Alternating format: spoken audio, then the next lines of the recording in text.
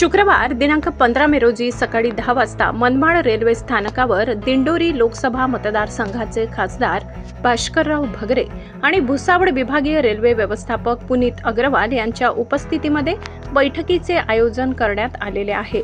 रेल्वेशी संबंधित आपले प्रश्न मांडण्यासाठी नागरिकांनी उपस्थित राहावे असे आवाहन नांदगाव राष्ट्रवादी काँग्रेस पक्षाचे शरद पवार तालुका अध्यक्ष महेंद्र बोरसे यांनी पत्रकाद्वारे केले आहे।